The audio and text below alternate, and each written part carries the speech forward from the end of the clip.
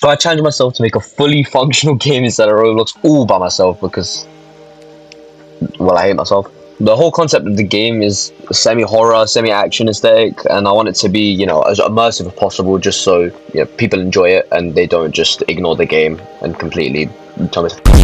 So just as a disclaimer before we get to this video, in case you can't read, the title says part 1 because the process of making this game will likely take over a month and will take very many hours of dedication. And one way you can support me is by liking and subscribing and also joining the Discord server I've left in the description down below, which I'll try to frequently post game updates on it, sneaks of the game, sneaks of maps, sneaks of in-game functions that you'll be able to, I don't know, interact with when you play the game. A few things that this video will be covering. So the basic movement mechanics of the game, the walking, the way the camera moves, and the general concepts of the game and what the game's going to be about. So the moment I got in the studio, the first thing I did was I began building the map. Well, that's a lie actually. The first thing I did was I tried to get a voice actor, which took me so long. It took me like 5 hours and I still haven't gotten a reply. So if you're a voice actor, please just hit me up. Anyways, so I started on the map. I did the basic asylums because I want that kind of vibe. They're all, you know, not hostage.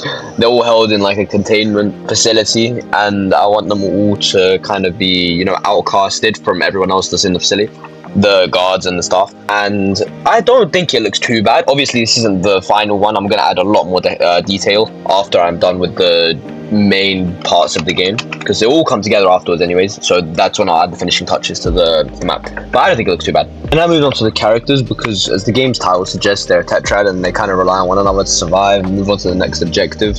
As you can see, she's naked. As I was saying, as you can see, I'm quite the artist. The characters look great, as I think I could. He's a fucking Leonard Luna. Or Leonardo Luna, whatever. I love how everyone except this kid looks decent. This kid just looks really, really poorly written. After I finished up the character designs, I tried to make a whistling sound, but yeah, that didn't go great. But then I went to the Roblox toolbox feature and I tried to find my sound for the whistling noise because I'm too incapable to do one myself. I found one by Pro Sound Effects, so thanks to them, it's very much appreciated. And then after that, all that was left to do was to script the system that actually allows us to use the whistle feature, which took a little bit longer than I'd like to admit, but it now works and it's half decent.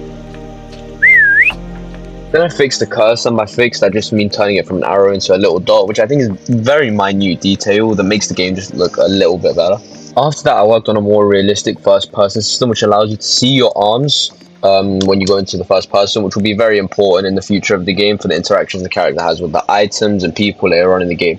I added a system so that the camera sways whenever the player moves their camera left, right, up or down, and a small shake whenever the player walks, just to add to the realism aspect of the game. Apart from that, I think that's all I want to go through in this video. I'll try to frequently upload these kind of devlogs and update you on the game's progress, and I'll try to do some giveaways like my quick time event, which you can go check out my previous video. If you have any suggestions about the game or just about anything in general, please feel free to let me know down in the comment section below or in my Discord server, which, as I have said, I've left down below. Apart from that, have an amazing day and I'll see you guys next time.